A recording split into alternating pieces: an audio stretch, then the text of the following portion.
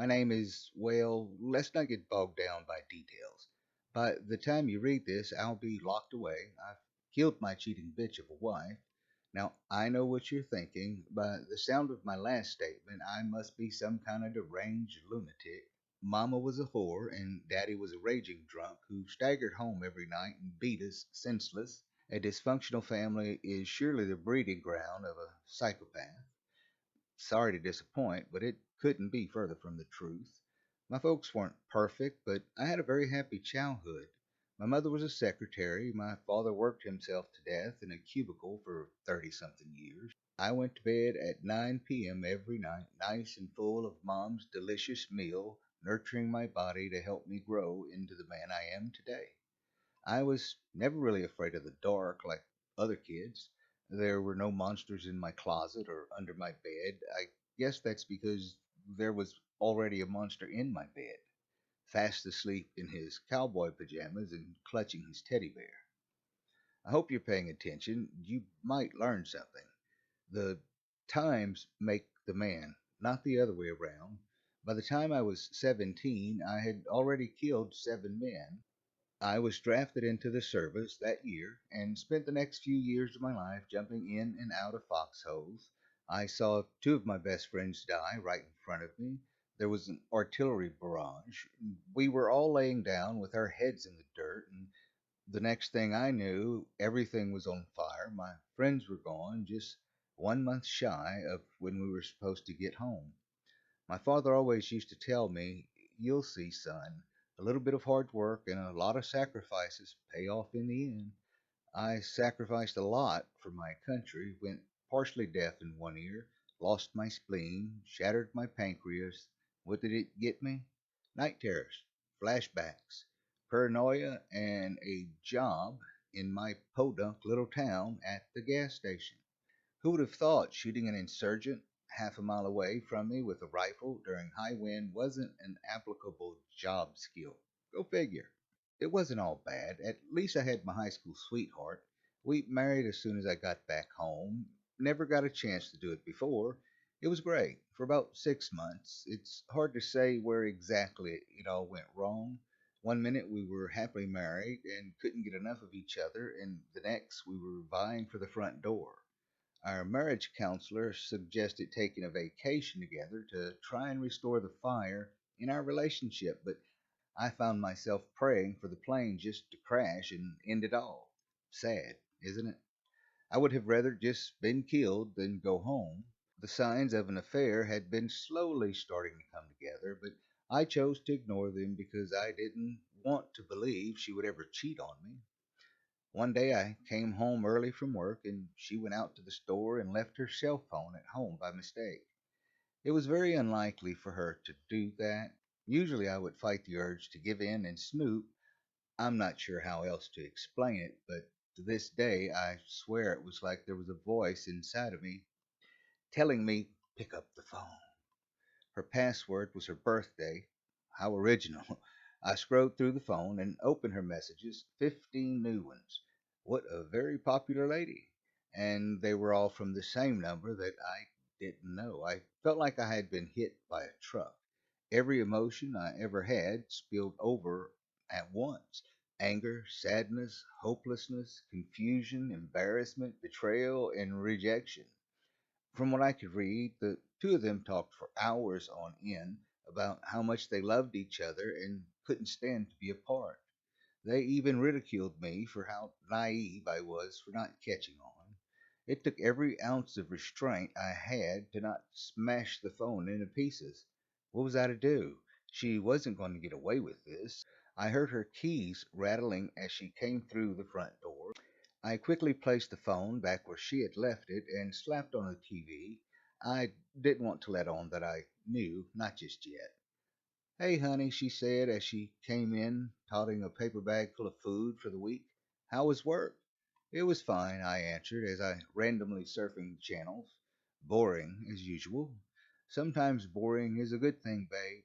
Screw her, calling me babe like everything was fine and dandy.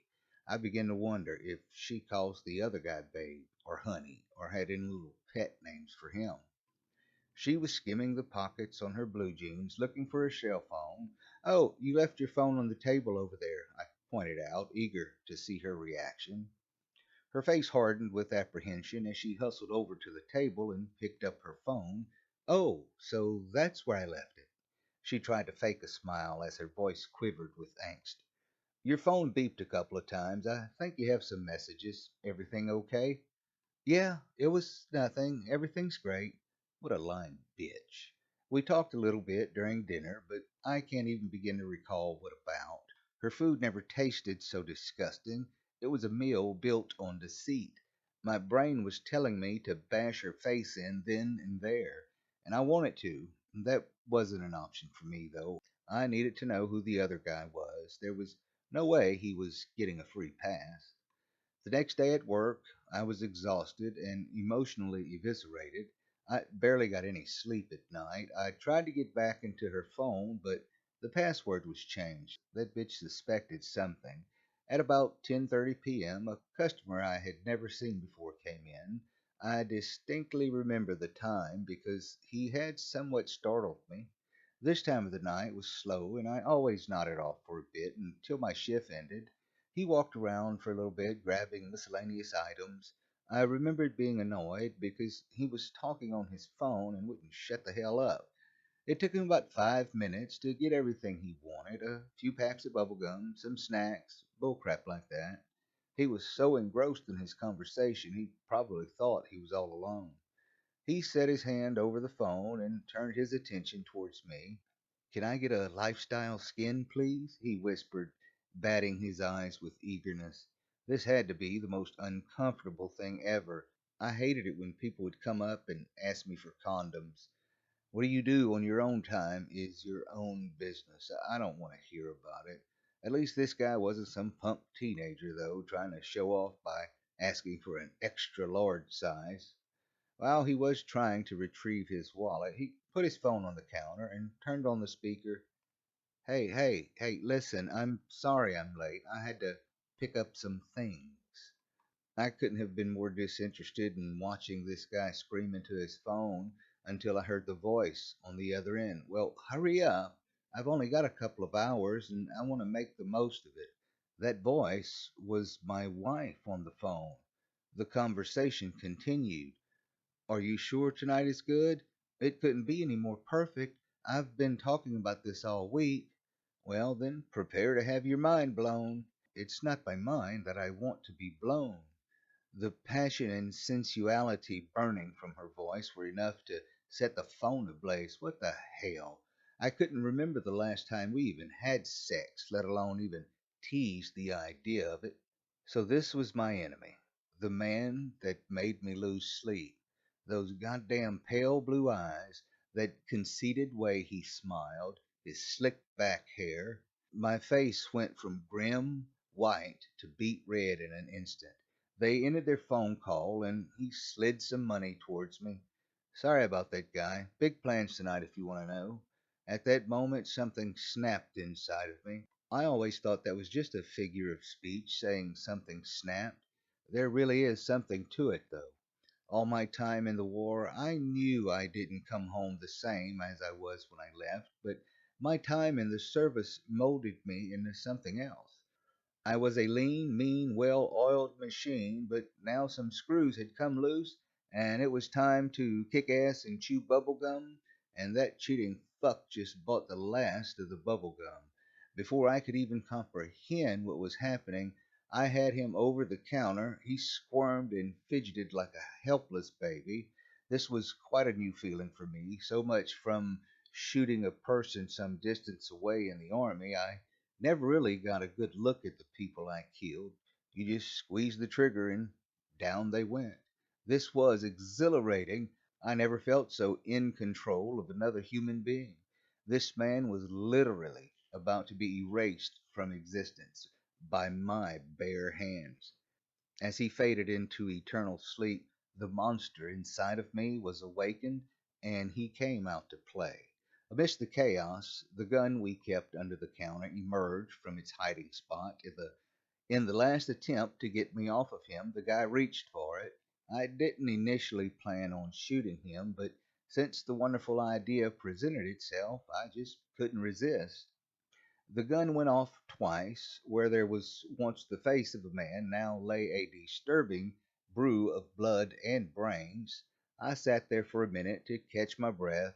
The calmer I got, I began to double think my actions, but well, there was no turning back now. I locked up the gas station and tried to come up with my next move. Nobody saw him come in, and no one needed to see him on the security cameras either. The surveillance setup was by no means state of the art. It still recorded onto old VHS tapes. The only negative thing about those is sometimes the tape gets eaten. I could make the footage for the whole day disappear, and it would come off as nothing more than a sad coincidence. With the video proof of what happened taken care of, there was only the matter of disposing of the body and the car that he arrived in. Something clicked in my mind. The old logging road. In high school, a lot of the kids would go out there to fool around. That would be a perfect spot to dump the evidence. Maybe just go a little bit further into the woods. I hid out in the gas station for a couple of hours more until I was sure no one would be around. Finally, it was about an hour or so later when I decided that if I was going to move, it had to be now. My wife would eventually be home from her extracurricular activity and start to wonder where I was. I packed up the body in the trunk of the car he arrived in and headed out. I debated getting rid of the gun too, but decided to leave it behind. It was right where it was, like always, nothing out of place. Geez, this guy's old car had seen better days. A 92 Taurus. This was the most uncomfortable ride I had ever taken, stomach churning, anxiety excluded. At least a black box was out of the question. When I was sure I had got deep enough into the woods, I wiped the car down and tossed the keys as far away as I could. This guy's final resting place was the trunk, and that was the way it was going to stay. Now began the journey home. I didn't think this part through too well. I arrived back home about 45 minutes later. My wife ambushed me with questions as soon as I made it through the door. It was like she just wanted to start a fight. She sat there alone in the dark for God knows how long, waiting for me to come on. Where the hell have you been? She howled at me, clearly holding back tears. She missed someone all right, but despite the words coming out of her mouth, it wasn't me. I rubbed my eyes and headed into the kitchen for a beer. My car broke down at work, I assured her. I'm sorry I'm late. You could have called me, you know. I would have come and got you. The conversation went back and forth for a couple of minutes. My cell phone died. I didn't even have to think about that one. Whatever question she could come up with, I seemed to be able to talk my way out of it. It didn't even feel like me. It felt like someone was guiding my hand, pulling my strings, providing a script for me. I just delivered the lines and threw in an ad lib or two now and then. And what about the gas station? Why couldn't you just use their phone? She had to go there. Oh, son of a bitch. Enough already with the questions. The damn rat or raccoon or animal or some sort chewed up the phone line. I kept warning everyone when we first found those droppings, but no one listened to me. As I took a moment to catch my breath, she wiped some tears away from her face and continued, I don't know what your problem is lately. I'm concerned about where you were, and you bite my head off for it. Now I had some questions of my own. This was going to be interesting. Where exactly were you tonight? I was nowhere. What are you going on about? Her vulnerability slowly disappeared, and the walls I had become accustomed to were slowly going back up around her. Then where was dinner? Checkmate. I threw my hands into the air and motioned towards the obviously empty kitchen. You mean you were sitting here all night by your lonesome, worrying about me, and you never even ate anything? Who did my wife think she was fooling? She was a habitual nervous eater, and I had been known to practically inhale a chicken from across the room. If she was so nervous about me, it would have knocked the edge off of her appetite. I got tired of waiting and went ahead without you. Yours is in the fridge, she said. I walked over to the fridge and opened it. That's funny. If I didn't know any better, I'd say you didn't pick anything up. And you work at a grocery store? I shut the door and walked back over to her and got right into her face. If I were you, I wouldn't quit your day job, hun. You make a much better whore than a housewife. She slapped me square across the face. My neck felt like it was going to twist off. Fuck off. Make a goddamn sandwich or something for all I care. Little did she know I realized what was going on. She was upset her lover boy bailed on her. Throughout the next few nights, it took every ounce of restraint I had not to kill her in her sleep. It would have been so easy to smother her with a pillow or take a kitchen knife and plunge it into her chest, but the more I thought about it, I liked this idea better. Why give her the easy way out? The one thing she truly loved was rotting away as if he never existed. I should send her to join him. Nah, she was going to stay right here with me and wallow in her misery, whether she liked it or not. 2 weeks went by, and we hardly said a word to each other. I had relocated to the couch by her choice, not mine. If sleeping next to her gave her that much displeasure, I was going to enjoy every minute of it that I possibly could. I wanted to make her miserable for what she did to me. We began to fight over every little thing. A comment over just about anything could set us off. That brings us to today. I was working the night shift. It was the dead hour as usual, so I was taking my much deserved siesta. Not everyone was built to sleep on a couch, so my naps were becoming more frequent. Suddenly I was rattled awake.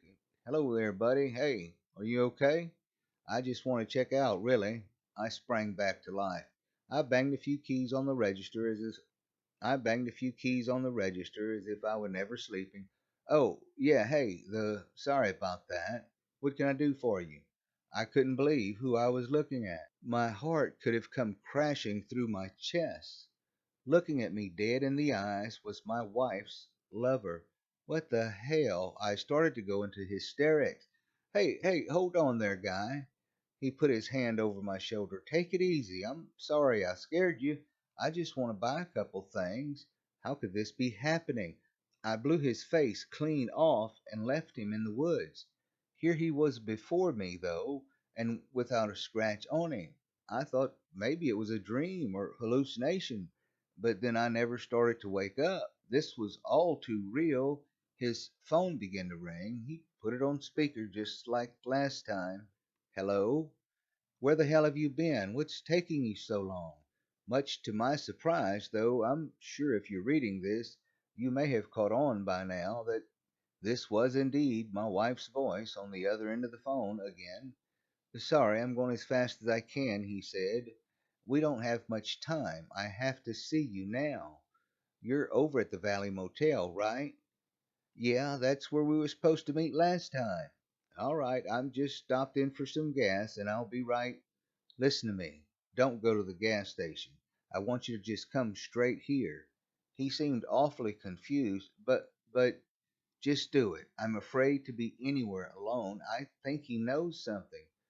All right, fine. He hung up his phone and quickly paid for his items. He almost bought all the same things that he got that night. Almost. No condoms this time, man? Huh? He glanced at me. Sounds like you got a big night ahead of you with your lady friend, I explained. He didn't seem too pleased by that. Just mind your business, guy, and go back to sleep. I gotta go.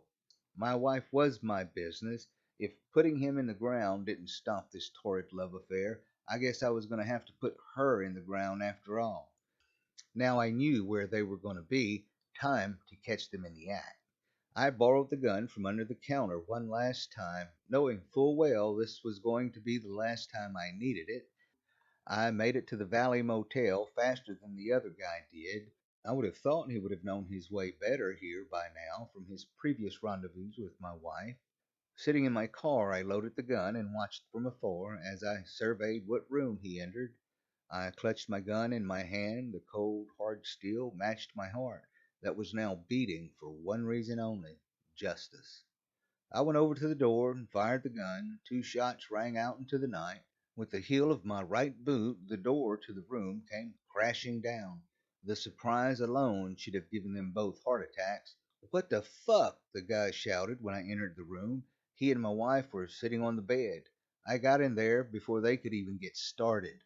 What the hell are you doing here? My wife shouted at me. You're crazy, you know that? Her lover took a good look at me. You're the guy from the. My wife began to scream over him. I told you just to come straight here. Now look what you did. He's found us. Who is this lunatic anyway? He asked. All this time together, she didn't even talk about me or anything. I figured now was a good time as any as to get acquainted. Well, buddy, that lovely lady right there would be my wife, and I'm the loving husband that you just fucked over. Whoa, whoa, listen here, buddy. I think there's been sort of some misunderstanding. He started to reach into his pocket. I wasn't taking any chance. The gun roared to life once more. Blood sprang from out of his chest, and he started violently choking. I looked at him to see him clutching his cell phone in his hand. I guess he didn't have a weapon on him after all. Honey, please, my wife sobbed as she sprang off the bed. She gently embraced me, trying to get me to lower the gun. You're upset right now. I know what I did was wrong, okay? But please put the gun down. You're confused right now, and I don't think you understand what's going on. The gun started trembling in my hand. I knew what I had to do, but at that moment I felt myself struggling to do it. Bang! The gun went off one final time. Goodbye, my sweet. Her body went limp, and she collapsed into my arm. It's funny how life works. I wanted nothing more than to see her suffer, and now that she was gone, I was going to miss her. I tossed the gun to the floor and gently laid her down on the bed. I turned to walk away when I tripped over her lover's body. What a way to go, shot for pulling out a cell phone. It looked enough like a gun. I could always plead self defense. I began to wonder what exactly it was he wanted me to see on the phone. I picked it up and turned on the screen. A series of text messages presented itself, wanting to be seen. Whoever was on the receiving end of these texts wasn't very talkative. I read them to myself. Hey, Ro, you there? Asshole, pick up the phone. Are you there, man? This isn't like you. Okay, I finally tracked her down. I know you're private, but I'm coming out to meet that new chick you've been seeing. If you're not going to talk, maybe she will. I hope you're all right. Mom and Dad are going to kill you if this is some sort of stunt you're pulling.